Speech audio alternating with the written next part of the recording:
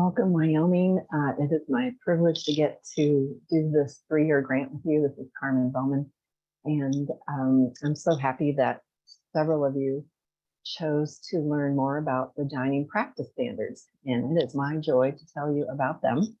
There are several sections, and today we turn our attention to the altered consistency and real foods first.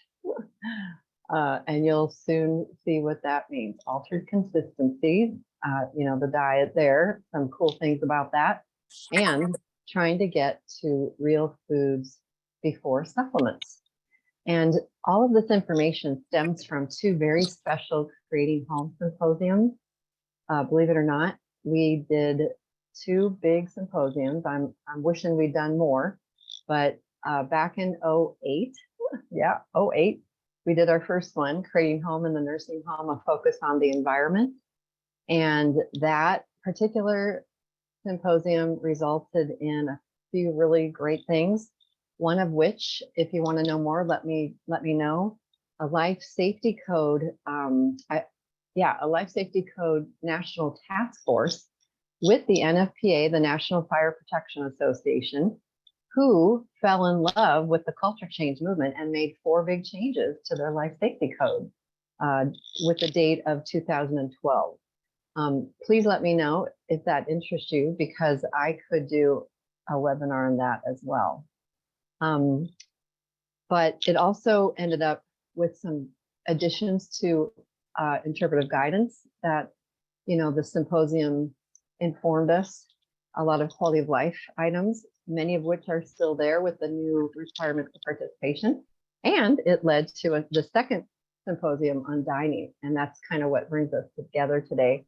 So in 2010, we did it again, the federal government, CMS, and the Culture Change Movement, Tyner Network, a big symposium on looking at culture change in food and dining. It just kept coming up that it was a problem, that we need to make moves, we need to move forward.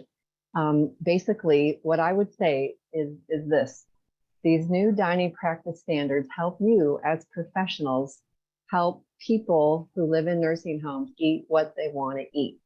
Wise people were saying, we've got to figure this out. So it was my honor to get to be the facilitator of both big national events, and then also write background papers before the events, and then get to type everything up after the events, and lead this task force that ensued after that dining symposium to create new practice standards. We realized we just need new standards that everybody follows. Now, sadly, most people don't know about these. That's always the problem with the movement, right? And I'm trying to figure that out. So if anybody has ideas, CMS does reference them. That's good, but that's about it. And most people don't know about them. I'd be curious if you're perhaps one of them. But this is why we're taking our time to roll through a couple of sections at a time. So we also realized that we were going to need cooperation and buy-in from all the different professions. So we actually invited these national groups to be a part of our task force. They all had a representative, and we didn't just want a group. We wanted groups that actually were a part of setting standards themselves. So take a look at this prestigious list. We have the Association for Long-Term Care Nursing. We have the American Association of Nurse Assessment Coordination. There's several nursing ones. I want to just jump to 10, Hartford Institute for Geriatric Nursing, NADONA, that's the DON group, and National Gerontological Nursing Association. Then we also had the Academy of Nutrition and Dietetics, the dietitians. We also had the American Medical Directors Association, AMDA, the physicians. We also had the OT Association. We also had the Society of Consultant Pharmacists, and also Speech Language Hearing Association. Speech pathologists, the speech therapists were with us. And the Certified Dietary Manager Group, and they're now called Association of Food and Nutrition Professionals. So we're really proud that not only did they help us craft them, but then we turned around and asked them if they would agree to these standards, and they all did. So I love saying that to y'all, because if you're running into a physician, let's say, who just won't liberalize a diet, the physicians nationally have agreed that's a good thing to do. Dietitians, speech therapists, etc., if you ever need that. The sections look like this. Last month, we looked at diet liberalization, and we went into the diabetic, low sodium, and cardiac diets. Today, altered consistency and real food first. Even though there is a section on tube feeding, everyone, I just don't go into it anymore. You know why? Because pretty much we all think alike now on tube feeding. It's very rare. I'm not saying it shouldn't be, but it's really thought out, you know, whether or not a person really wants that or not. It seems like we're all pretty much on the same page there. Perhaps there was a time we overused them, I suppose. And then next month and the following month, I'll somehow divide up these sections: honoring choice. I love this one: shifting traditional professional control, get rid of it, shift it over to support self-directed living. And then also a section on new negative outcomes. What are the negative outcomes from not helping people to eat what they want to eat, right? So those will be coming up. Watch for them. All right, then each section includes all the following. Can you believe we were able to find support from the physicians for every one of those sections? Also from the dietitian, also from CMS. If there is research, we include that. Sometimes there's current thinking before research, which came out of our national symposiums. And then after each section, we have these recommended, you know, practice standards, recommended course of practice. We also include something that may interest all of you at the end of these standards. We just included 6 pages of something called the Mayo Clinic Proceedings Ethical Dilemmas. They really help you think through some ethic issues. It is 60 pages in total, and it's my joy to try to make those come alive during a session like this. Now, where to get the standards? Pioneer Network website has always had them. Now, bear in mind, the Pioneer Network just joined with Greenhouse. So hopefully you find them, no problem if you go look for them. But because there's been an alliance, a merger of 2 big groups, maybe there's problems. I don't know. Let me know and I can get it for you. So here we go. We're going to dive into some of the things we learned and we stated, included in the standards, starting with what the physicians have been thinking.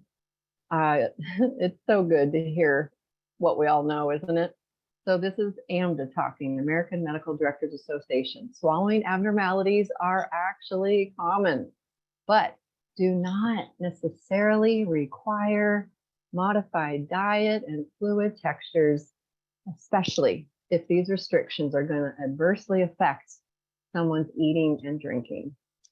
So doctors know they're fairly common and do not necessarily require modification.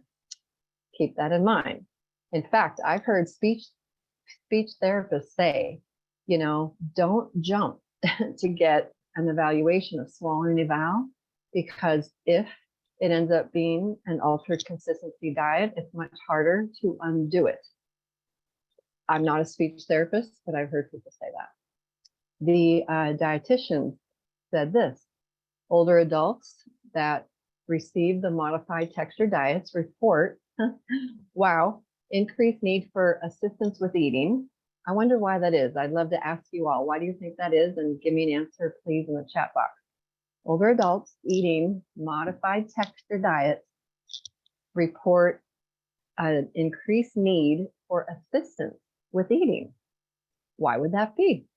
This one's not surprising. Dissatisfaction with the food. We've all heard that. Decreased enjoyment of eating.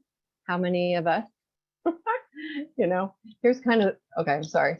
I should finish the sentence, which can result in reduced food intake and weight loss. We know this. So, you know, I just find it fascinating that, you know, back to what the doctors just said, swallowing abnormalities are somewhat common. Along with that, I've heard people say, how many of us, it goes down the wrong way occasionally. Thank God, not where it's a problem, but notice it kind of matches with what they're saying. It happens to all of us. And then how many of us, at the restaurant say, oh, excuse me, could you take my hamburger and puree it for me? Right? And that would be very yucky. And so that's kind of the point. A pureed hamburger is not so yummy. And why do people need assistance? I have Marla. Yes, ground food doesn't stay on the utensils as well. Wow, Marla, thank you. That's interesting. Ground food doesn't stay on the utensils as well. Wow. I've also heard people say a lot of the assistance is just encouraging someone to eat because they don't want to eat that food. I think that's true too. How about you? All right, dietitians go on to teach us modification of food and fluid consistency might be appropriate for some people. However, it may unnecessarily decrease quality of life and impair nutritional status by, we know, affecting your appetite and then not eating as much. Many factors influence whether a swallowing abnormality eventually results in clinically significant complications such as aspiration pneumonia. So again, a big disclosure. However, it might really decrease quality of life. It might decrease food intake altogether. It's just good to start hearing these things. And there's many factors at play.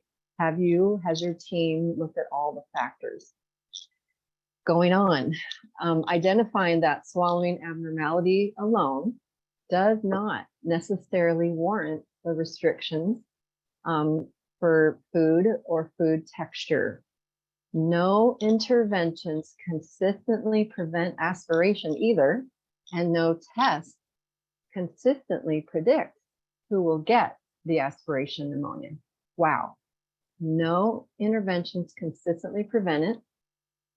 So there's not a magic bullet, right? We kind of act like the altered consistency diet is the magic bullet. And by the way, there's no consistency in the testing. And refer your physician for more about that. But I heard physicians say this quite a bit. And just the swallowing abnormality by itself doesn't warrant dietary changes. All right, now here's some research. From some research, we know the anticipated outcome of solid foods ground, so grinding solid foods, or the outcome of pureed and liquids thickened to the nectar or honey thickness is improvement in oral intake. And it's supposed to be a reduced risk of choking or aspiration, right? That's the anticipated outcome. Yet data on effectiveness is actually inconsistent. Not all residents with dysphagia aspirate or choke, and not all aspiration results in pneumonia. Makes sense again. So research has also led to this, that if we focus on improving oral care, that alone can reduce the risk of the aspiration pneumonia. Let's see.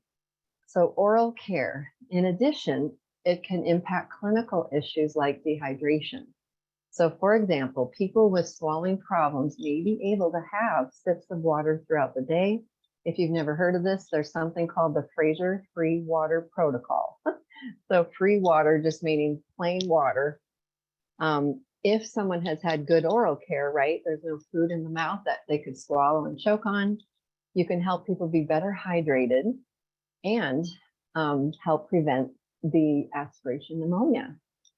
Maybe helping them to get to more real foods if possible in so doing. And then if you didn't know this, I'm hoping you've all heard of bathing without a bowel. Let me just pause for a minute. Many of you are new. Get this, back in 2002, a big grant funder, the Commonwealth Fund, put out money for every nursing home in America to receive for free the bathing without a bowel manual, and back then I think it was even VHS. Okay. And that is awesome. I hope every one of your, a shelf in your SBC office, let's say, has Bathing Without a Battle. Highly recommend it. Even if you never help someone to take a bath or a shower, it is wonderful training on getting individual, what really works for this individual. It translates everything else. Well, then the same group, the University of North Carolina, did a similar training called Mouth Care Without a Battle. So if you haven't heard about that, go get it. I believe it's like a nominal fee, maybe like $30, maybe free. I'm not sure. And let me just, veer over to this now. They actually recommend the idea of, and this is pre-COVID, pre-staffing shortages, a mouth care aid position. It sounds a little weird in a way. I don't love compartmentalizing things we do for people, but if you think about it, if that's someone's specialty, they're really going to know the status of people's, dental health, oral health. And then they really advocate for mouth care after meals. That's probably the takeaway here, especially for those at risk for choking. So if there's someone you're really concerned about, maybe consider mouth care after each meal for them, and see how they do. Also, they point out accountability, help each other, hold each other accountable. They also point out, do it as a team, not pointing the finger. Maybe the idea of lead CNAs could make sure this is happening. And again, a resource for training if you're interested.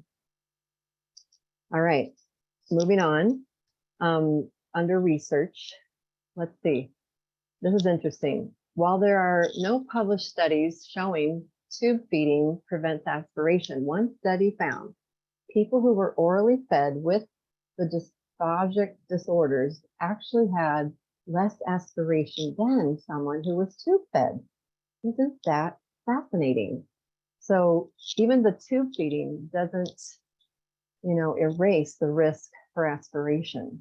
So as long as you know that, wow, it's not just people who you might feel need the altered consistency. And then, I've just learned a lot of this from other people. Have you ever tasted thickened liquids? Ooh, and what do they taste like? Here's someone's comment. Honey thick coffee is like the memory of coffee flavor. It's an aftertaste, not a real taste. So just calling things out, thinking about common sense, thinking about how you and I might feel, thinking about who gets to decide really, thinking about how old people are, right? Just things to consider, and maybe doing some of your own taste testing, maybe asking people to tell you how it really tastes. And now bear with me here. There are some teams that have actually gone after, natural thickeners. So I am not a dietitian or a speech therapist. So, always check with someone else. But this is where new ideas begin. And this is actually from a nursing home in New Hampshire that they really focused on natural thickeners to make things taste closer to the real thing. So bear with me. Maybe yogurt, maybe ice cream can thicken milk. Maybe a mashed banana or applesauce can thicken juice. Maybe soft bread, crackers, instant potatoes can thicken soup. Maybe gelatin or Jell-O instant pudding thickens hot coffee. Again, ice cream with iced coffee. Applesauce with things like ginger ale or carbonated water, and sometimes honey and a little of our thickener. I'd say maybe cream, the powdered cream perhaps is what they're kind of hinting at there, with tea. You might never do that, everyone, and that might make you nervous, and I get that. But this is where new ideas begin, especially if someone's not eating or drinking that you really want to help. Love to hear if any of you are using natural thickeners. Here comes a really strong story that fits. Let's see, someone in our movement, Ana Ortegara, tells about her aunt. This is her Aunt Rose, who at age 82 did have a stroke, and sadly leaving her immobile, couldn't speak clearly, and could not eat by herself. She would aspirate when she swallowed. So guess what the physician recommended? A feeding tube. Well, even though she couldn't communicate well, she was very mentally able to able to indicate no way, no twos. Her POA, who was her sister, just automatically defended her choice. Oh, as we all hope people would for us, right? And so check this out. She was hand-fed pureed food. She did die of aspiration, sorry, but she lived for 7 years. So there are beautiful stories out there, aren't there? And I would wish Rose could have heard some of what came out of these standards, because the pureed food probably would have been a lot better. So now, let's see. Now that I am through parts of the sections of the standards, bear with me. Last month we did liberalized diets. We just rolled through altered consistency diets, and actually I haven't gotten to real foods yet, have I? Oh, I think that's a typo on my part. Forgive me, guys. It's been a little while since I've done this. What I'm trying to get at, each section has new standards of practice. And what I'm going to now show you actually is the same for liberalized diets and altered consistency diets. And you're going to love them. Number 1, diet is determined with the person, not exclusively by their diagnosis, not exclusively by the doctor, not by anybody else. Ideally, diet is determined with the person. Think with. Isn't that good? Not for. Okay, next standard of practice, new standard. We're gonna monitor the person and their condition related to whose goals? Their goals for their nutritional status and their physical and mental and psychosocial well-being. Back to them, back to the person. Do you ask people what their goals are for their diabetes? Do you ask people what their goals are for their diet, for their nutritional status? If you aren't, do it. Start with people who can answer you easily, of course. Now it's a little trickier with those who cannot, but never write them off. You know why? You know them. You kind of know them better right now than family, only in the sense that you care for people daily, right? But of course, family as well. And I just love encouraging all of us to get as close as we can to knowing what the person would say if they could with words. You know your people. If I spit out my green beans, now I don't like them. You know these things about people. It makes them smile and what they spit out, for instance.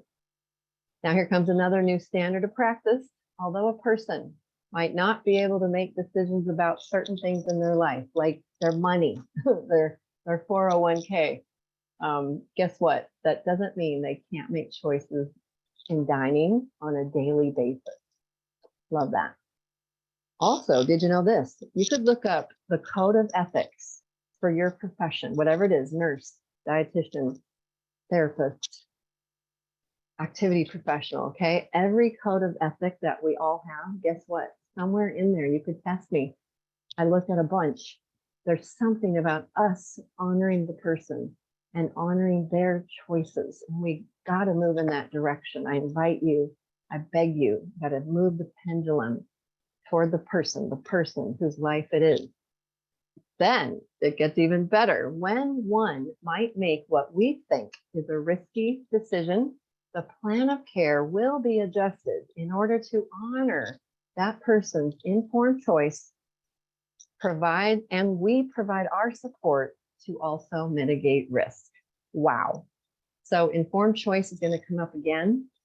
That is lingo from CMS regulations, by the way, and I highly recommend, if you take anything else out of this training today, just start saying informed choice, informed choice. Put them together, smush them together, and say both words all the time. So, well, what was her informed choice? Did Betty, my brain's failing me, but always talk about informed choice, because you do the informing. Betty, you might choke on the bacon. And then what did Betty decide? And again, it's always easier with someone who can decide on their own. I know we got to just at least start there. And then it's our job to know this person very well, and what they spit out, and what makes them smile, and what makes them angry, right? And what gives them joy to eat, that kind of thing. And we're going to also mitigate risk as much as we can. And so that'll come up here in a minute. I've got the best example ever. Next standard of practice: when caring for frail elders, there is often no clear right answer. Can I hear a hallelujah? Let me just say it again. When caring for frail elders, there is often no clear right answer. Isn't that fair, everybody? We don't say that very much. And then possible approaches often have the potential to maybe help, but maybe harm this person. Wow. This is why the physician must explain both risks and benefits to both the resident, let's say, and family, and you guys, the interdisciplinary team.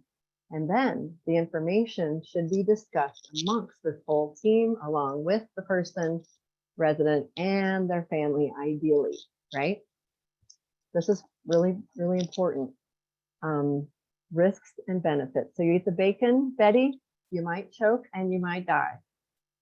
There's harm, potential for harm, risks. But the benefit is bacon is very yummy, right?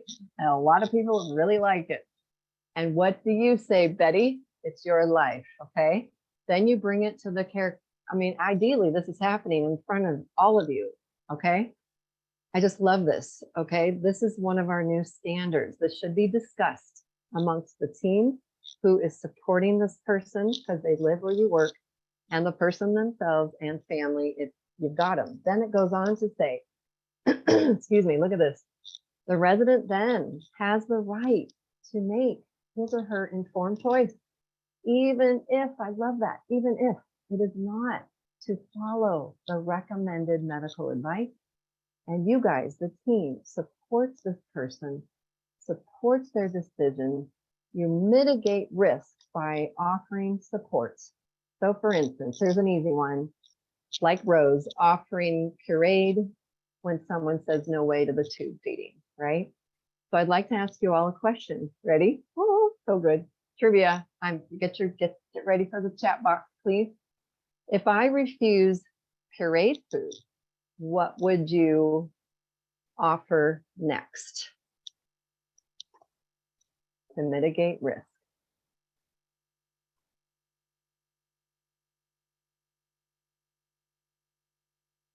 Mm-hmm. Hey, way to go, Patty Hall. Woo! Round of applause, okay? I mean that, Patty. Yep. Sierra, thank you. Sierra brought up mince and moistened foods. This is great. Now, earlier, remember, Marla brought up ground food. And so I just want to point out, you guys, the language. If you look at language, you know that's part of our movement. Ground. What if you offer someone, well, would you like ground? You know, it's sort of like, what is that, right? And then don't we call it mechanical as well? And someone might say, well, what's that? So I want to point out language is kind of funky here, and you can move away from that. We're tending to say foods that are, let's see, hang on, I'm getting ahead of myself. Good. Okay, let me catch up with you all. So here's what I've learned that is so helpful.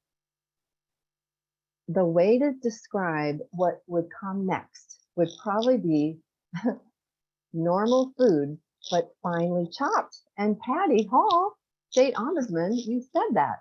So normal foods, finely chopped. Think of yourself, everyone. Would you like pureed, or would you like normal foods, finely chopped? And see, I'm getting ahead of myself. Here comes the research on that as well in a moment, okay? Apparently we are able to handle that just as good. In fact, let me say this before I forget. One time, certified dietary manager told me, Carmen, take a breast of chicken. It is much more moist. It is more moist. And then finally chop it. It's moist and it tastes good. Isn't that great? Sarah, you said minced and moistened. Now, moistened is actually different. That's the ground ground chicken that gets too dry, and we tend to add gravy. Think about that. You know, there's a reason we added all the gravy. And is that what people really want? So, so I'd love for y'all to talk more about regular foods finely chopped. Apparently, they're just as equally tolerated. There's a comment coming up, forgive me. And then some of you are using the word soft. That probably would be what we're trying to now say of a pureed consistency. And I got more coming up about that, but bear with me, this is so strong. This is the next layer of this new standard of practice. It is when the team makes decisions for the person without acknowledgement by all, the rest of the team, the family, right? That problems arise. So then the agreed upon plan of care should be watched, monitored, reassessed to make sure that your community is best meeting this person's needs, which you do at least quarterly, right? So it's when the team makes decisions for the person without acknowledgement by everyone else that we get into problems. I would also add to that, that a problem is when one professional thinks they can swoop in and undo something that the team and the resident and the family decided. Beware of that. So one thing you could move towards is team, including person, community member, neighbor, resident, elder, the person who lives there, and family if they've got them. And my favorite one of all, one of our new standards of practice, how do you like it? All decisions default to the person in the end.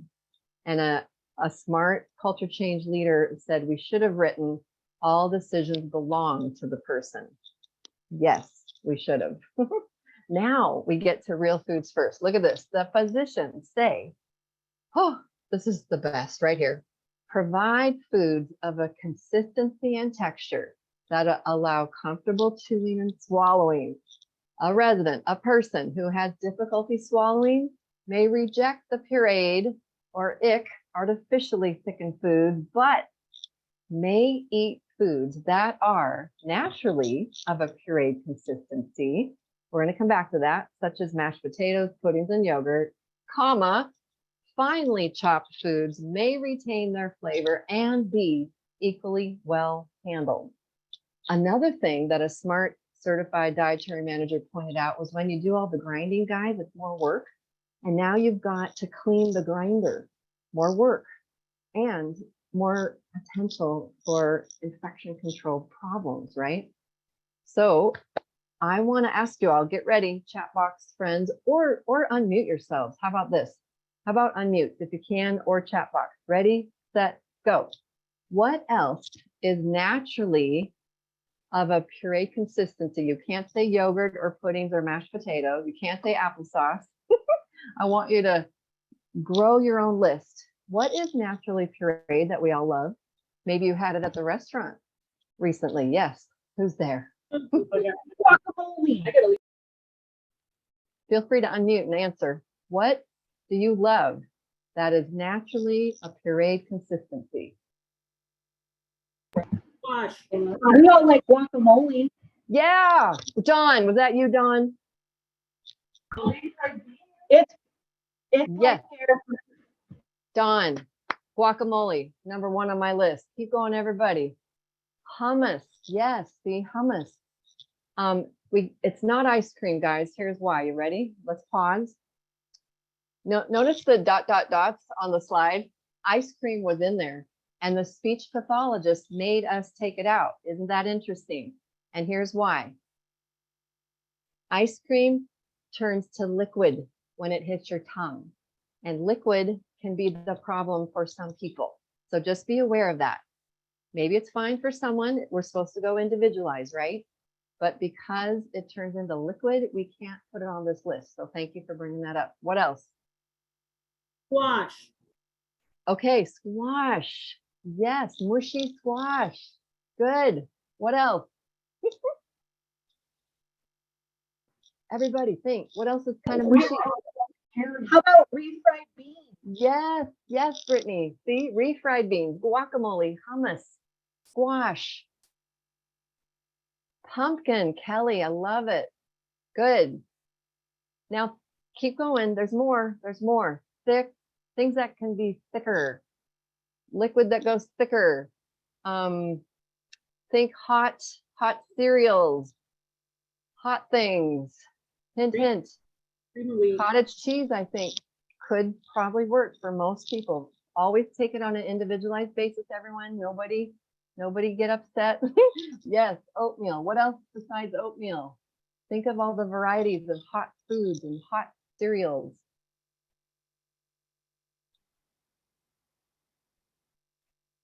Does anyone in Wyoming like grits? Yes, Kelly, cream of wheat, cream of rice. Yes, Sierra loves grits. Oh, me too. What could be liquidy that we make thicker, that we sometimes do in our homes? Cream of cocoa, huge hit here. Cool. Cheesy polenta. Say it again. How about cheesy polenta, Carmen? Polenta. I didn't hear the first word, guys. Something polenta. Maybe you can type it. That'll help us. I'm sort of familiar with polenta. Okay, here comes some more. If you're writing them down, guys. How about like souffles, right? Egg souffles are pretty mushy. How about soups that are thick? Bisque soups, I believe, tend to be thicker. You mentioned squash. Maybe nowadays we kind of, someone help me. We have cauliflower rice, maybe mushy cauliflower rice, you know. If we have applesauces, we could do other fruits like the consistency of applesauce. Oh, let's see. What else? I'm forgetting some. Anybody else got one? Oh, wow. I know. What happens to cold cereal when it sits in milk for a while? Ooh, Kelly, I make apple butter. Yeah, I could eat your apple butter with a spoon. Anybody else? Thank you. That's good. So think about now, get creative. I've only learned this from creative, smart people. You know, cold cereal that has set in milk for a little bit gets mushy. We don't think of cold cereal as naturally pureed, but once it has the milk. What happens to toast? You know, this crunchy toast, the minute it hits your mouth, it turns soft. Oh, these are big wins for us, everyone. What I might recommend for all of you is to just keep making this list longer and longer and offering people foods that actually taste good if they have to be on that kind of a diet. And then don't forget finely chopped. These are the keys. Oh my gosh, are you ready for this? One time I'm speaking about this years ago, and I wish she would have done it in front of everyone. A dietitian comes up to me at the break and says, Carmen, if I ever have to be on pureed, just give me cheesecake. Would anybody else like cheesecake all day long? Okay. All right, I got to move on. Here comes some research. Did you know? Have you seen it today? Those oral supplements that cost a lot of money often go wasted. I'd love to ask you all, you know, tell me, how much of the can of an oral supplement is typically consumed? Like kind of average. Think of all your people. Do they drink all of it? Do they drink half of it? Less. Kind of curious. Sometimes apparently they conflict with meds. I don't even know which ones those are. Do any of you? We can help each other here. And the homes that got intentional about not using those expensive food-like substances, artificial food, some people call it, actually see a lot of increased eating and reduce weight loss. Have you ever tasted them? Anyone? How'd you like how they tasted? I'd love to hear. And an easy way to enter into this, everyone, is get your nurses or you guys dietitians to put a stop date on the oral supplement. Stop dates help us. We can use that to our advantage. You know, this oral supplement for a week, and let's see what happens. If you even use them at all, I would be the opposite, try not to use them unless someone else asks for them. Now, here's a home many years ago. Look at the savings. Let's see. All right. Oh, Kelly, look what Kelly's saying, guys. She just found an Ensure that had caffeine. We never noticed, but it really affected people's sleep. Oh, that's good to know. Thank you, thank you. Caffeine in the Ensure. Be aware. Why? Someone tell me why they did that. Okay, one home in Missouri many years ago saved $50,000 a year in getting rid of the supplements. Wow. Okay. I think that's the same deal where they saved $1,000 a month. They went from 72 people having the supplements to only 14 in 2 years. Another home with the money right there that they saved, they've hired a baker. Isn't that fun to be baking things for people? Imagine the aroma, the feel of home because of that. Let's see. Also, if you start to look into supplements, you might as well look into meds, right? A lot of vitamins and calcium don't get assimilated by our bodies at an older age. We all know this. Did you know people in other countries say that Americans have expensive urine? Crazy. So there's a place to maybe save money and the hassle of vitamins, minerals that aren't helping people, the hassle of having to swallow so many. I was told once Kaiser was cutting back on calcium for that reason. Sometimes too many can cause kidney failure. And you guys, we used to say the pharmacist could be the hero, but any one of you could be the hero. Brittany says, we love the pastry chef that comes in.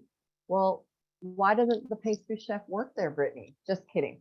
Okay, here comes the new standards of practice for under real foods. Advocate the use of real food before supplements, recommending real food before modified foods, even like laxative mixtures or single source nutrient powders and liquids. You know, do the prune. There's like a recipe for helping people instead of a laxative, etc.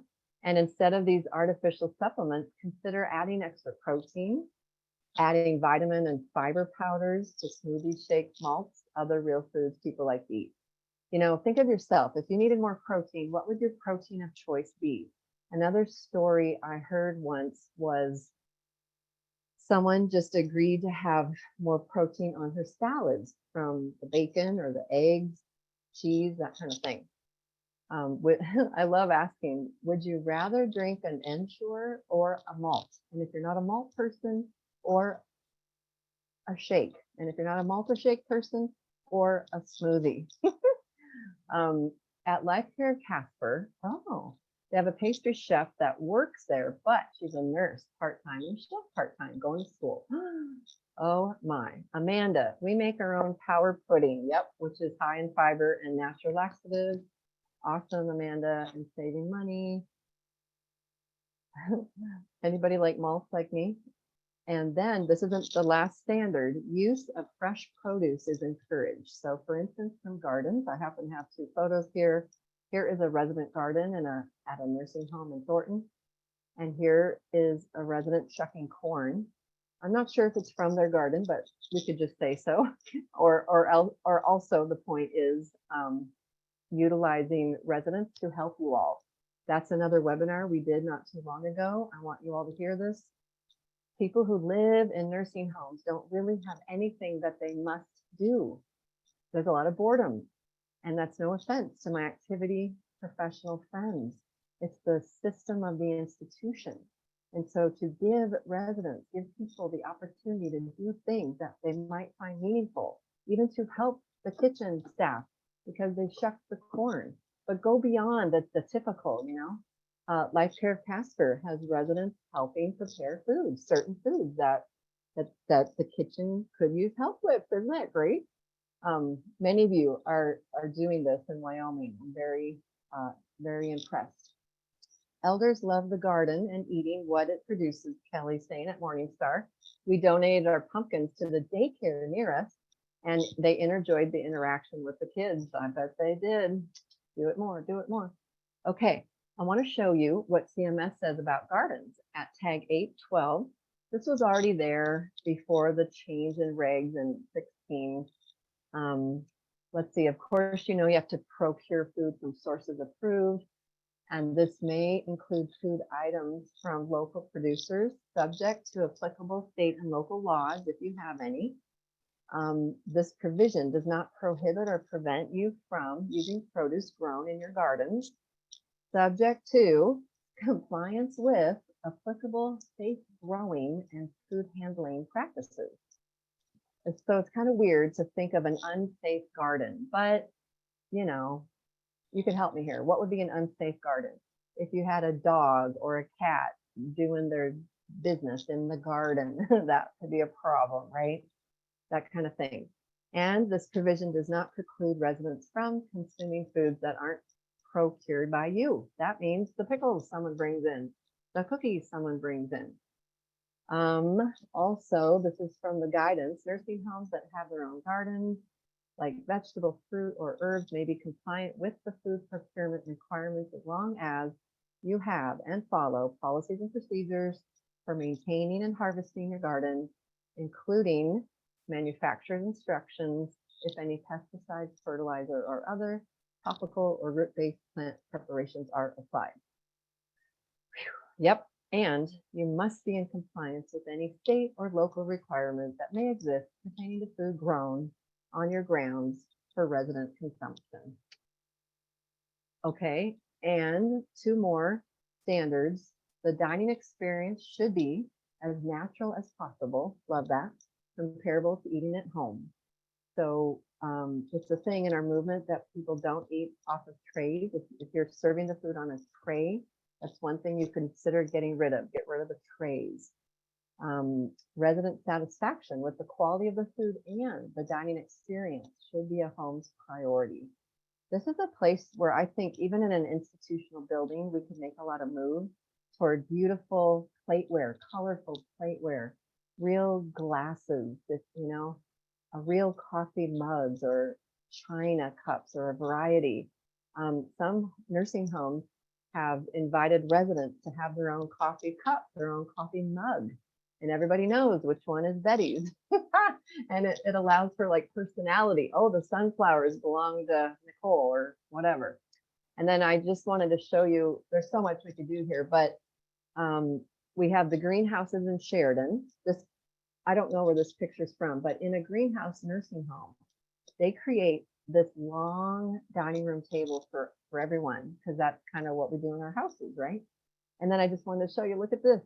A life care home in Colorado did the same thing. So you could experiment with that.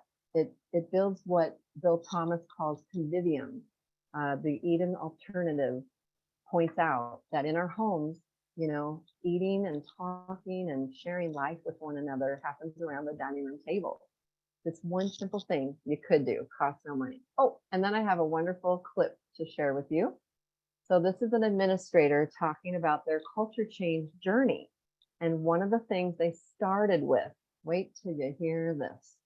Changing design can be as simple as we brought our toasters into our dining room. It doesn't sound like a big deal, but we actually physically set the toasters in the middle of the dining room. When the core team, the little sub-team met, they said, as take toast in, we cook it in the kitchen, stack her up, bring it out. By the time it gets out into the dining room, it's cold and hard. And that's just the way it's always been. So now if the resident says, I would like a piece of toast, we go over and put it in the toaster and we butter it and we give it to them right there. Now, it was just an experiment. The whole building was talking about it for days afterwards over toast. And I think that was probably the very best thing that we ever did, to start with that, because everybody got excited about all the other things they thought that we could do too. And so the residents were having their picture taken and holding their toast up. So, which was interesting. What does that tell you if we're taking our pictures with toast, real food? I just brought toast up as an option, believe it or not, for ultra consistency. That's a way to save money, is to only make the toast people really want versus a stack of it, which really represents wasted time and money. So bringing the toaster into the dining room is another lovely thing that could save time and money and make it real and make it yummy for people. Even the aroma, Changing design. right? So I am at the end. I'm curious if any of you have any questions or thoughts or ideas. I have a sweet little story about my daughter, Ellie, when she was only 4. We homeschooled, and I had set up a visit to a nursing home in Colorado doing culture change. I wanted moms and kids to hear about this. And Ellie kind of played around. She's only 4. And on the way home, I said, honey, did you hear anything? Did you learn anything today? And all she said was this, ready? Everyday pancakes. She was listening, because if somebody wanted pancakes every day, they could get pancakes every day. In fact, I think I'll tell you more about that what they did regarding pancakes in one of the next shows. And right now, if y'all could help me put into the chat box or even email me, I just need some collection of knowledge before we just did this about these topics, and knowledge after. And then I always like to always bring up language. You know why? Language will change culture, and language costs no money. Isn't that great? We can change language even with a staffing crisis if you want. So many of you are moving over from that F word. We just say that for fun to point it out. We're referring to the home. I refer to your home, this home, or this community, or just say the name of the place over and over, like Morningstar, you guys do. Many of you have transitioned. You don't say patient or resident. Many of you have moved to community member. That's kind of cool. Also to neighbor. These are people. That's a person, individual. Individual is a good word. I mentioned the only label someone needs is our name. Here's another fun saying I've learned from people: label jars, not people. No, labels. So no more feeder or hoarder or wanderer or isolator or screamer or complainer or frequent faller, or worse than that, people say a repeat offender. What are we doing here? If you challenge yourselves to no label, even diabetic is a label. Try to think person first. Betty, and here's some things about her, one of which she has diabetes, or she's been falling quite a bit lately. We're moving away from this harsher word intervention and moving towards approach or approaches, or even better yet, individualized approaches. I recommend to try to avoid the word problem so much. Everything's a problem. The care plan, the first column traditionally has been problem. Not everything about a person is a problem. That's probably why point click care moved over to focus. That's a fair word. What is the focus? And my interest is a focus, and it's not necessarily a problem, right? And the regulation requires that we focus on people's interests, not activities, guys. Isn't that interesting? We have it all mixed up. We focus on the activities first, the groups first. Nope. Back up, go to the person's interests. And the word preference is very helpful there. I recommend care planning a lot more about preferences than problems. And if you don't find out and care plan preferences, guess what? You're going to have problems. That's kind of fun how that works out. And then another one many of you are working on is getting rid of this weird word toileting, even just with each other. So even clinically, without residents around, the only way we're really going to change language is if we get rid of it everywhere. Some of you are working on getting rid of it in your documents. That's fantastic. And it's fun to poke fun at this, guys. None of us say, excuse me, I'll be right back. I'm going to go toilet myself. And you can have fun thinking about that, laughing about that. So what do we say instead? You know, can this person use the bathroom on their own or independently, or speak of the use of the bathroom? Life Care of Casper has also drawn out that some people refer to freshening up. We've all heard that before. By the way, reminder, we have 2 big goals for our 3-year culture change project. Number 1, everyone who works in a Wyoming nursing home learns about culture change. We need your help. I will be sending out the recording link of this momentarily, or at least by Monday. We have links to every webinar. That's the way to learn. And sharing what you learn. Let me know what you need. Also, our next goal, wow, is that everyone who lives in a Wyoming nursing home does not get woken up by staff or by the institutional schedule. I know that's huge, but it's doable, and many of you are doing it. And we could use your help. I will also need a few more nursing homes when we do year 3, which will begin in April. If any of you want to ponder that and get ready, let me know. And please save this date. We're going to try to do an in-person event. It's already booked at the Inn at Lander on one day, Friday, August 11th. And I really need your help.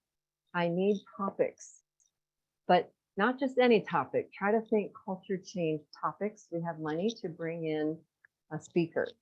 And I'll be there too. So I would love to hear from you. Thank you for some of the knowledge ratings here, knowledge before and after. Do any of you have any comments, ideas, questions? I'd love to hear something.